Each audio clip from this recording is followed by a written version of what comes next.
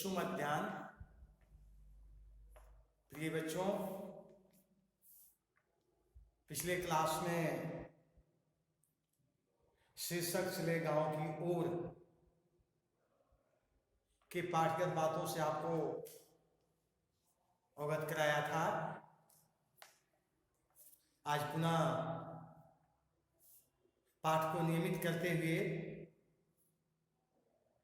शीर्षक के अंतर्गत अन्य जो मूल बातें हैं उससे अवगत कराऊंगा। पिछले क्लास में हमने यह देखा था कि ग्रामीण परिवेश के जो लोग हैं उनकी प्रकृति सरल, सहज और आत्मिक होता है। उनका जीवन सामान्य होता है।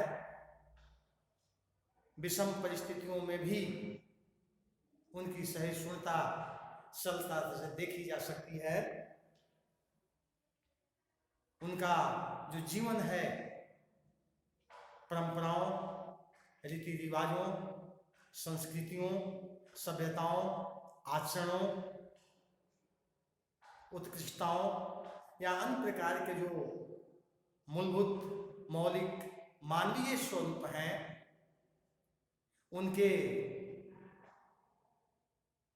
आधारों पर आधारित हैं। उनका पर्व त्योहार मनाने का जो क्रम है, उनका प्रशंसित होने के पश्चात गायन और नृत्य करने का जो रूप है वह निश्चित रूप से अलौकिक है। हम उनके इस भाव को सम्मान देते हैं, आदर करते हैं।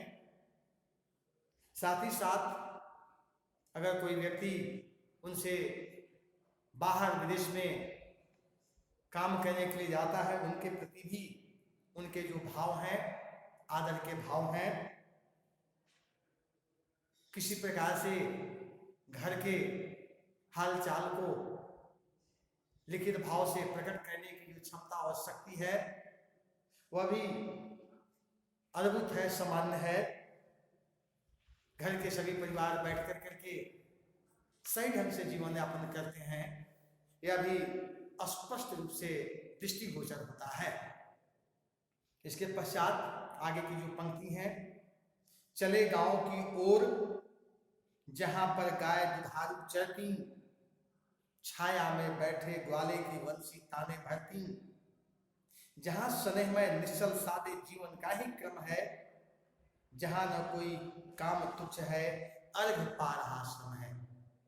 इस कविता की सबसे महत्वपूर्ण पंक्ति है। कवि पुनः गांव चलने की प्रेरणा हमें देते हैं, प्रेरित करते हैं। उस गांव में जिस गांव में गायें, दुधारू गाय होती हैं, और चूंकि गाय का जो वर्णन है वह इसलिए श्रेष्ठता का प्रतीक है क्योंकि यह गौ माता हमें आजीवन दूध से क्षुधा को तृप्त करती है। वहाँ के लोगों के बीच का यह एक ऐसा पारिवारिक परिवेश गायों के साथ है जिसका समन्वय निश्चित रूप से दृष्टिगोचर होता है, दिखाई पड़ता है।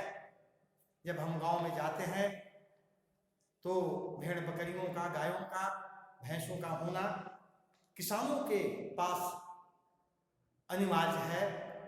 उनका ये साधन है, उपयोग करने के साधन है।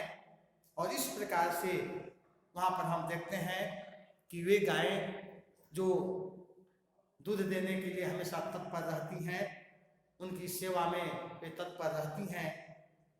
और उन गायों को चराने वाला जो चरवाहा है वह भी सरल और सौम्य स्वभाव का होता है।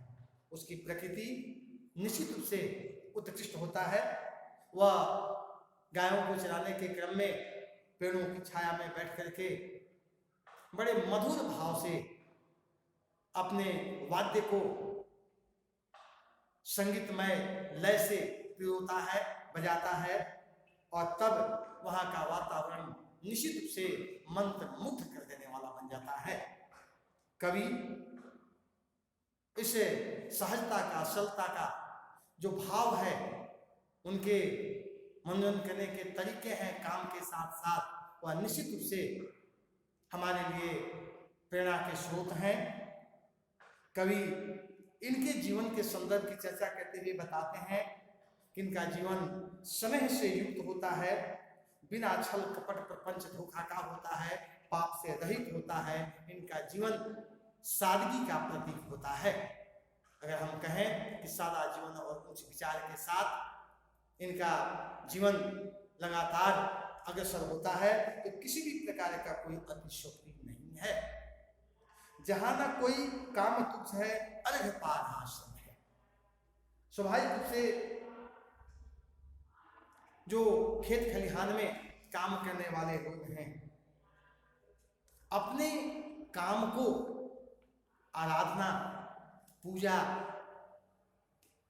समझते हैं और उसी के रूप में उस कार्य को सरलता के साथ पूर्ण भी करते हैं।